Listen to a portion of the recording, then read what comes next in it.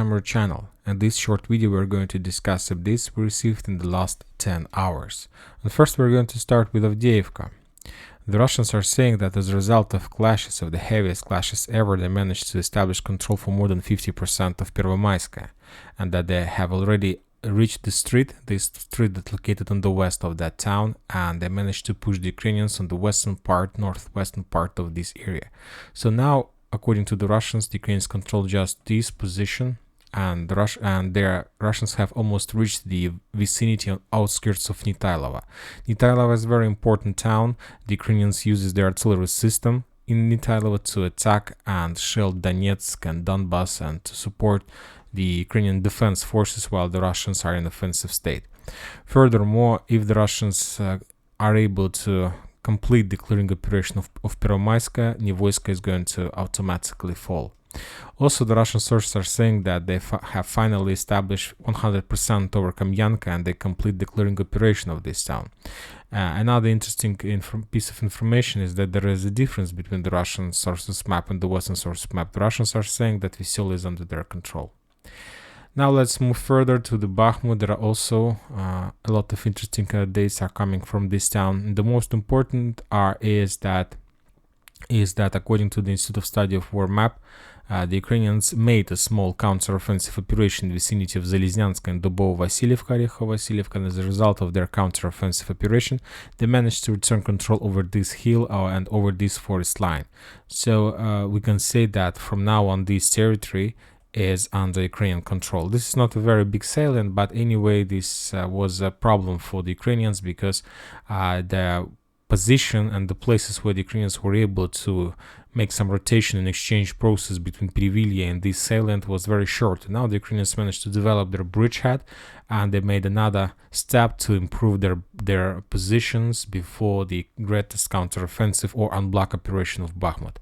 A very interesting picture coming from Bakhmut. If you take a look at this map, this is the picture of map for the 24th of March, so it's like a very fresh update, and there are a lot of interesting things you can find on this picture. First of all, as you can see, there are a lot of fire on the western part of Bakhmut, on the northwestern part of Bakhmut, and the southwest part of Bakhmut, and there are a lot of fire in the central part. Furthermore, as you can see, there are no fire in the south, east, and the north. As we understand, that means, and from the other side, it confirms the real position of the Ukrainian forces and the Russian forces. We see that there are no fire above on the territory that is under Russian control, and there are a lot of fire under Ukrainian forces controlled territory. And this is very interesting because, as I understand, the Ukrainians don't have any kind of artillery support, because we see that they're not attacking the Russians who attacks them inside the town. And when talking about the Russians, they're ruining the western part of Bakhmut heavily. So I believe that the Ukrainians can't survive under such a pressure for the very long time. Something tells me that soon this situation may be completely changed, and the Russians are going to establish 100% control over this town.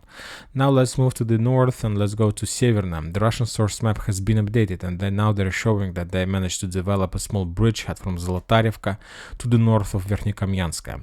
The Russians took a decision to pass by the trenches and fortification that located on the eastern part of Verkhnyokamyanska.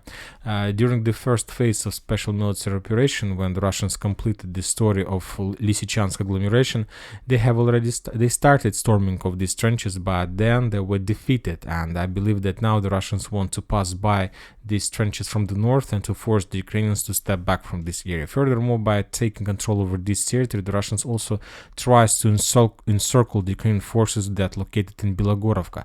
There are a lot of hills in the vicinity of Bilohorivka, and this is a perfect position for the Ukrainians to establish their defense line, and it is very difficult from the Russian side to storm this area from the east. So that's why the Russians took a decision to attack between these two positions, between Verkhnyokamyanska and Bilohorivka, with one purpose: to make like a risk for the Ukrainians of being encirclement from both sides, and from Bilohorivka and from Verkhnyokamyanska. Furthermore, the Russians continue their movements in the Kremenная forest that located in the north of Serebryanka, and furthermore, we can say that this is not already any kind of encirclement of Bilohorivka, but there are not much forces to encircle, so it's not like Bilohorivka doesn't have have the same value as, let's say, Avdiivka or as Bakhmut. But anyway, we can say that the third encirclement is about to start or is about to be created.